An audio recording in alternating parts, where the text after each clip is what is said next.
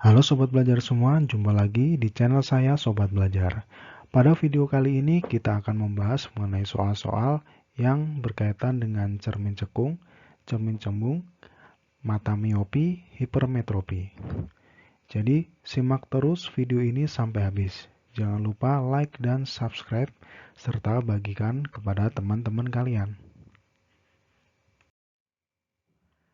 Ketika berada di depan cermin datar, kita dapat melihat citra diri kita pada cermin tersebut. Hal ini membuktikan bahwa cermin datar memiliki sifat titik-titik. Nah, citra itu maksudnya bayangan. Kita bisa melihat bayangan pada cermin itu karena cermin itu bisa memantulkan sinar dengan sempurna. Jadi benda-benda yang bisa memantulkan sinar dengan sempurna itu bisa menghasilkan bayangan. Misalnya kalau air tenang, ya, air tenang tidak bergelombang, itu kan bisa memantulkan sinar dengan sempurna. Sehingga kita bisa melihat bayangan pada air yang tenang. Ya, jadi ini ada kaitannya sama pemantulan. Jawabannya berarti adalah yang D.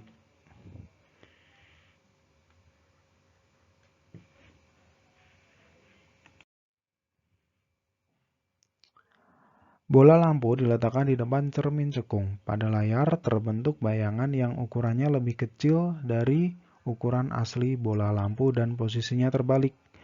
Berdasarkan hal tersebut, dapat ditentukan bahwa bola tersebut berada di ruang titik-titik. Nah, jadi sifat bayangan itu bisa kita tentukan dengan melihat posisi bayangan benda. Jadi misalnya gini ya, cermin cekung. Cermin cekung itu kan punya fokus, punya jari-jari. Nah, jari-jari itu 2 kalinya fokus. Nah, cermin cekung ini terbagi menjadi 4 ruangan. Ini ruang 1, ini ruang 2, ruang 3, kemudian di belakang cermin ini ruang 4. Ya. Oke, coba kita baca dulu soalnya. Bola lampu diletakkan di depan cermin cekung. Pada layar terbentuk bayangan yang ukurannya lebih kecil dari ukuran asli bola lampu dan posisinya terbalik. Kalau posisinya terbalik, berarti bayangannya itu nyata. Karena bayangan nyata itu selalu kebalik. Nah, kalau bayangan nyata berarti posisinya itu di depannya cermin cekung. Ya, jadi nggak mungkin di belakang cermin cekung. Jadi posisinya kalau nggak di ruang 1, ruang 2, sama ruang 3. Kemudian ukurannya lebih kecil. Nah, kalau ukurannya lebih kecil, berarti kemungkinan bayangannya itu berada di ruang 3. Bendanya di ruang 3. Karena kenapa? Kalau bendanya di ruang 3, itu bayangannya kan di ruang 2. Jadi gini, ada rumusnya ya.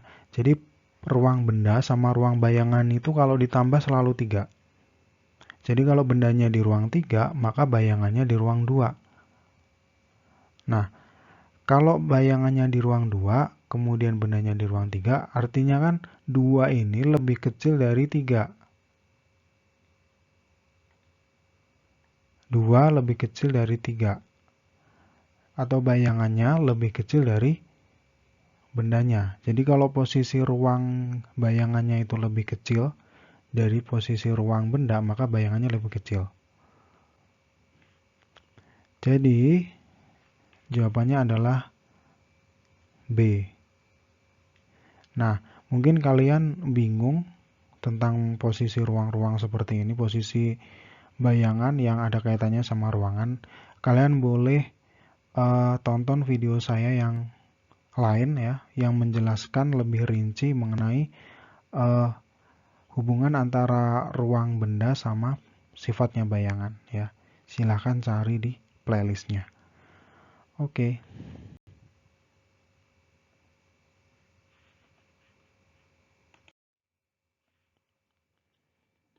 Sebuah benda diletakkan pada jarak 6 cm di depan cermin cekung dan bayangan yang terbentuk 30 cm dari cermin. Jarak fokusnya adalah titik-titik. Oke, jadi diketahui jarak bendanya SO-nya 6. Kemudian bayangannya SI 30 cm. Yang ditanya F-nya.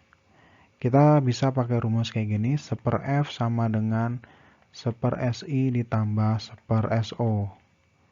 SI-nya 30, berarti 1/30 ditambah 1/6. Nah, kita samakan penyebutnya menjadi 30. 1/30 ditambah 5/30 sama dengan 6/30. Kemudian F sama dengan, nah ini dibalik karena ini masih 1/F. Sedangkan yang ditanya F, jadi dibalik ya, 30/6 sama dengan 5 cm.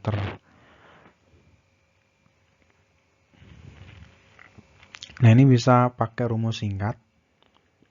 F sama dengan SI dikali SO per SI ditambah SO. SI-nya itu, SI jarak bayangan, berapa tadi? Bayangannya 30 ya. 30 dikali 6. SO-nya 6 per 30 ditambah 6. 30 dikali 6 kan 180 per 36. Sama dengan 5 cm. Sama hasilnya ya. Yang ini lebih singkat. Oke, jadi jawabannya adalah C.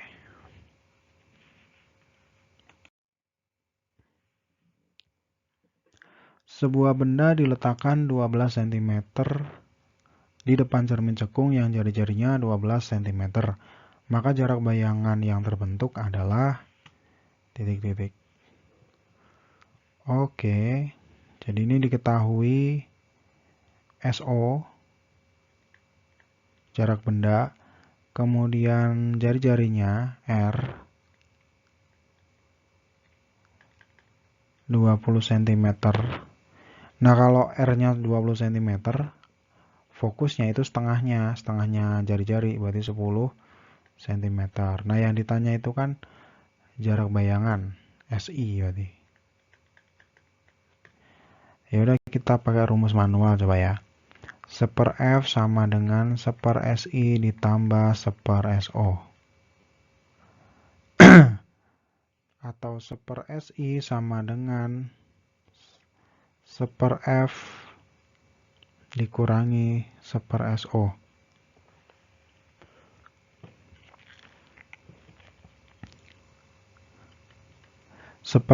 F-nya tadi berapa? 10, berarti 1/10 dikurangi 1/12.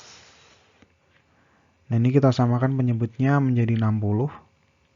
Kali 6, berarti ini 6/60 dikurangi 5/60. Sama dengan 1/60. Kemudian dibalik, SI sama dengan 60/1 atau 60. Nah, kalau pakai cara singkat juga bisa. SI sama dengan SO dikali F per SO dikurangi F. SO-nya tadi itu berapa? 12 dikali 10 per 12 dikurangi 10. 120 per 2 sama dengan 60 cm. Jawabannya adalah B. Kalian boleh pilih cara yang pertama atau cara yang kedua ya, sesuai selera kalian.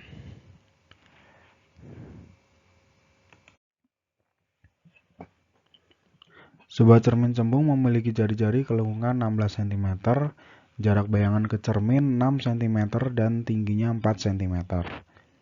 Maka tentukan jarak benda ke cermin, perbesaran bayangan, dan tinggi bayangan. Oke, agar lebih paham kita gambar dulu nih. Cerminnya, cermin cembung. Kemudian ini bendanya, misalnya bendanya di sini.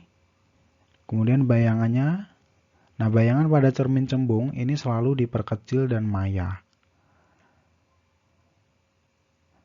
Kemudian jarak bayangan ke cermin berapa? 6 cm. Jadi SI sama dengan 6 cm. SI itu jarak bayangan ke cermin. Kemudian jari-jarinya 16 cm. Berarti fokusnya cermin setengah dari jari-jarinya, yaitu 8. Nah, karena ini cermin cembung berarti nilainya negatif. Ya. Tadi bayangan dari cermin cembung itu maya, selalu maya diperkecil. Nah, karena bayangannya maya berarti negatif juga tandanya ya, jangan lupa. Jadi SI-nya juga negatif, F-nya juga negatif. Kemudian diketahui tingginya bayangan 4 cm. Jadi ini tingginya saya simpulkan HI 4 cm. Jadi yang bayangan-bayangan gitu saya kasih indeks I dari kata image atau bayangan. Ya biar lebih mudah membedakan. Kalau benda itu pakai indeks O. Misalnya ini jarak benda ke cermin. Saya simbolkan SO. Nah, SO-nya ini ditanya ya, tentukan jarak benda ke cermin. Jadi SO-nya ditanya. SO jarak benda ke cermin. Kemudian perbesaran bayangan itu M magnifying. Disimbolkan M. Kemudian tinggi benda. Nah, tinggi benda ini saya kasih simbolnya HO. Height of object. Oke, sekarang kita hitung satu-satu. Dari SO-nya dulu ya, atau jarak benda ke cermin. Saya pakai cara yang lebih singkat aja. SO sama dengan SI dikali F per SI dikurangi F. Kalian boleh menggunakan rumus yang 1/SO sama dengan 1/F dikurangi 1/SI juga boleh. Hasilnya nanti sama aja. Nah, SI-nya, SI atau jarak bayangan tadi min 6. Ingat, ini tanda min karena bayangannya maya. Kemudian fokusnya juga min 8 ya. Fokusnya min ini karena cerminnya cermin cembung. Min 6 dikurangi F-nya min. Jadi ini min lagi kayak gini. Ya, min 6 dikali min 8. Berarti plus 48 per min 6 dikurangi min 8. Nah, ini min ini kan bisa jadi plus, berubah menjadi plus. Jadi sama aja min 6 ditambah 8. Min 6 ditambah 8 itu plus 2. Jadi 48 per 2, 24 cm. Jadi jarak benda ke cermin itu 24 cm. Jadi ini dari sini ke sini itu 24 cm. Oke, sekarang kita hitung dulu berapakah perbesaran bayangannya. Ya, pakai rumus M sama dengan SI per SO atau M sama dengan HI per HO. Ini dikasih tanda mutlak. Nah, karena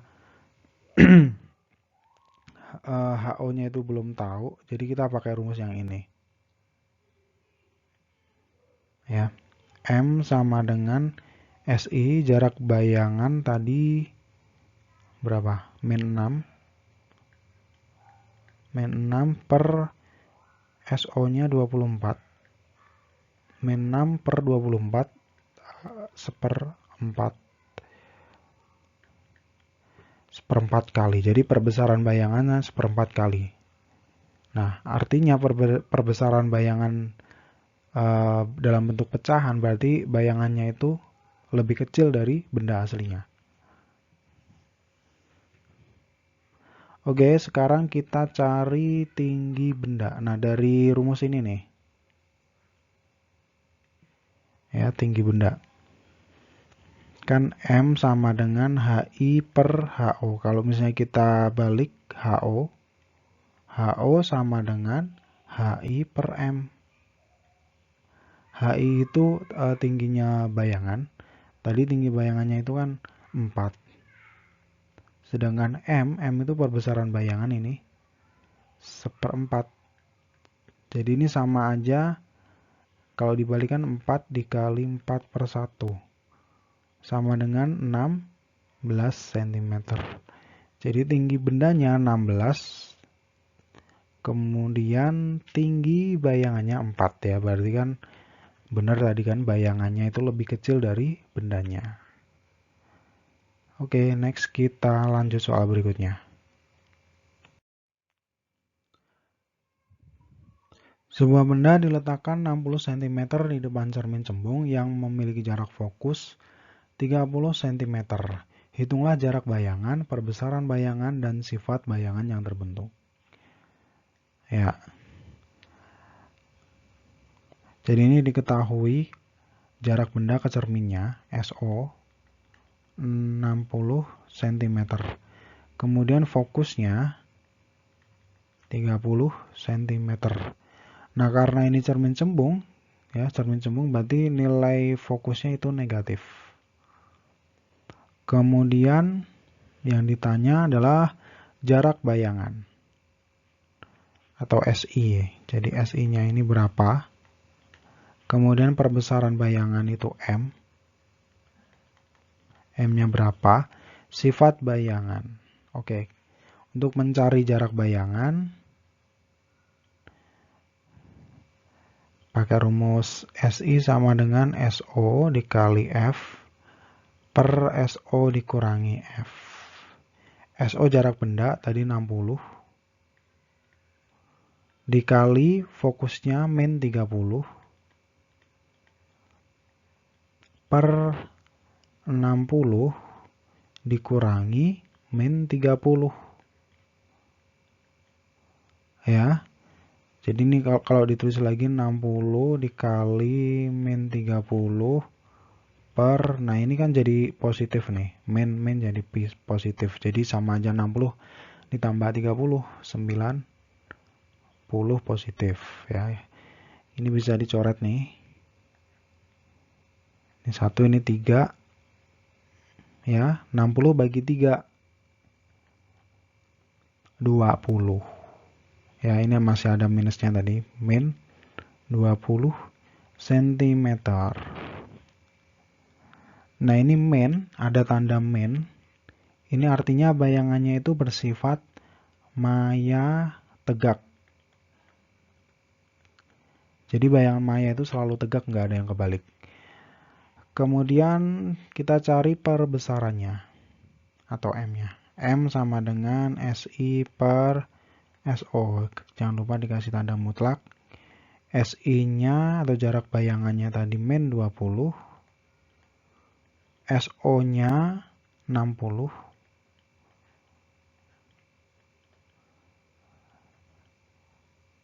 1/3 kali. Nah, ini perbesarannya ini berupa pecahan ya, kurang dari 1. Nah, ini artinya bayangannya itu diperkecil atau lebih kecil dari bendanya.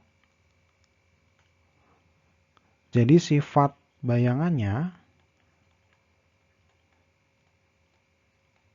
sifat bayangan cermin cembung, maya, tegak, diperkecil.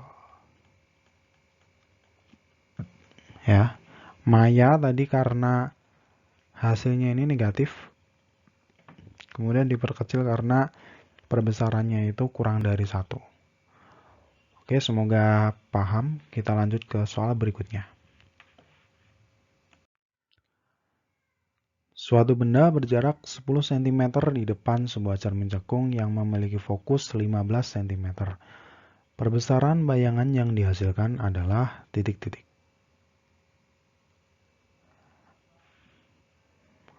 Oke. Jadi ini diketahui SO-nya atau jarak benda 10 cm, kemudian fokusnya 15 cm. Ini cerminnya cermin cekung, berarti fokusnya bernilai positif. Yang ditanya adalah M-nya. Nah, M atau perbesaran bayangan ya. Nah, M itu kan SI dibagi SO. Kayak gini kan. Nah, SI-nya kan ini nggak ada. Nah, jadi kita cari tahu dulu ya. Kita hitung dulu SI-nya. SI sama dengan SO dikali F per SO dikurangi F. SO-nya 10, F-nya 15. 10 dikurangi 15. Jadi ini 10 dikali 15 per min 5. Coret 2 kali 15 30. Min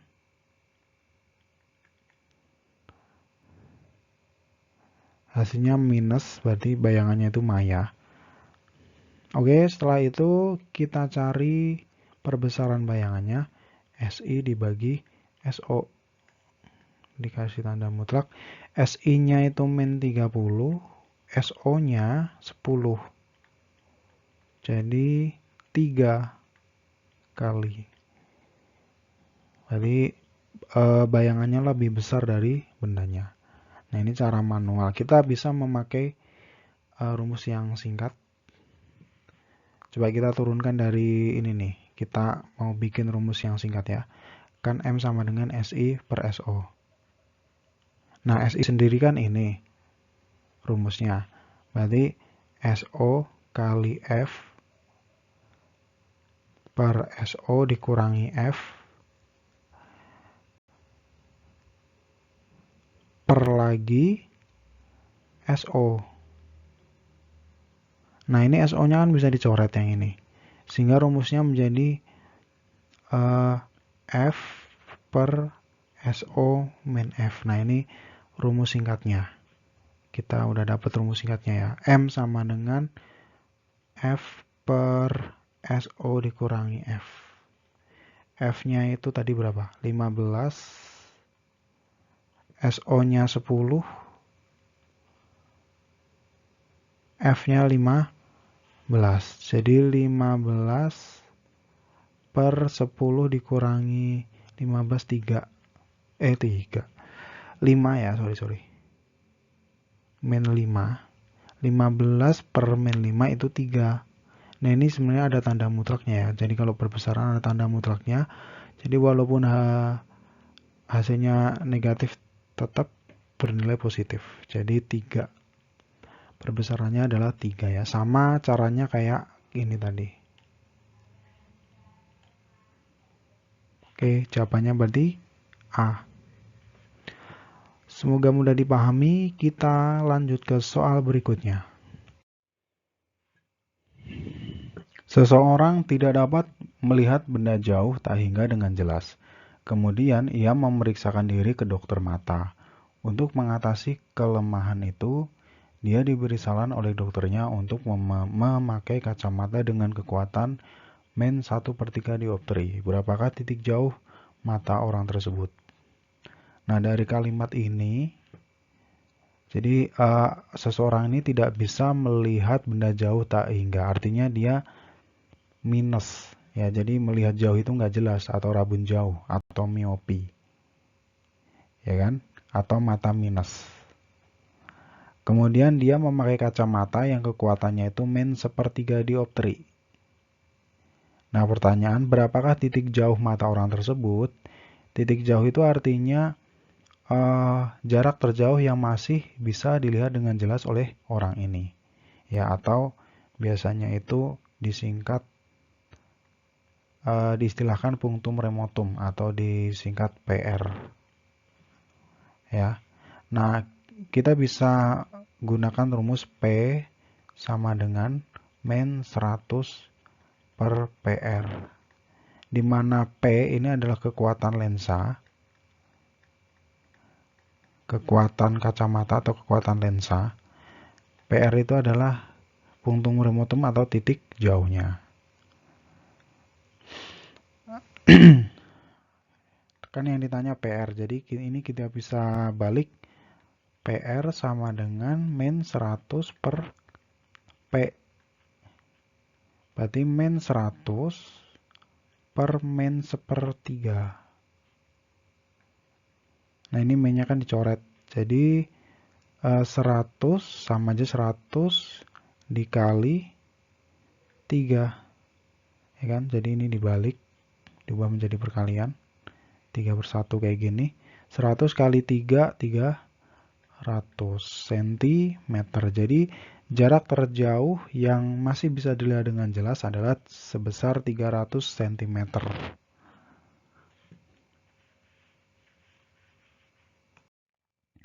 Rudy menderita rabun dekat mempunyai titik dekat 50 cm. Jika ingin membaca dengan jarak normal 25 cm, maka berapa kekuatan lensa kacamata yang harus digunakan Reni? Ya, untuk menghitung kekuatan lensa kita pakai rumus yang mudah aja ya. P sama dengan 100 per Sn dikurangi 100 per pp. Di mana Sn ini adalah titik dekat mata normal. Dari soal itu kan 25 cm, ini Sn-nya. Kemudian titik dekat penderitanya tuh ini pp. Jadi kita masukkan angkanya 100 per 25 dikurangi 100 per 50. 100 per 25 kan 4. 4 dikurangi 2, jadi plus 2 dioptri. Jadi ukuran kacamata yang harus dipakai Reni adalah plus 2 dioptri.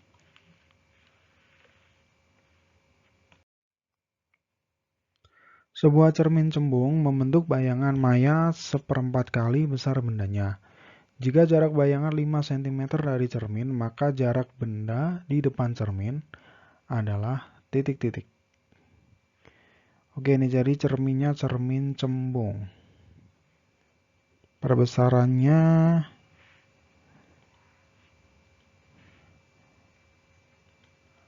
seperempat. Kemudian apa ini? Jarak bayangan dari cermin 5 cm. Berarti SI 5 cm. Nah, harus diingat bayangan dari cermin cembung itu maya ya. Jadi ini bernilai negatif. Maka jarak benda di depan cermin adalah titik. Jadi ini yang ditanya adalah SO-nya. Atau jarak benda ke cermin. Kan rumusnya M sama dengan SO. SO lagi. Bukan SO, SI. SI per SO. Nah, SI-nya itu tadi 5.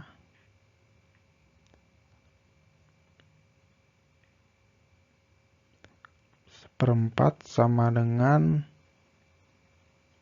5 per SO. Sehingga SO-nya sama dengan 5 per 1/4. Sama aja 5 dikali 4/1 atau 20 cm. Jadi walaupun ada min-nya nggak ngaruh sih.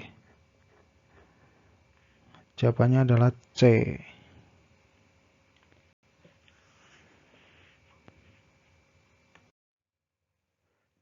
Sekian video dari saya, semoga channel ini bermanfaat dan selamat belajar.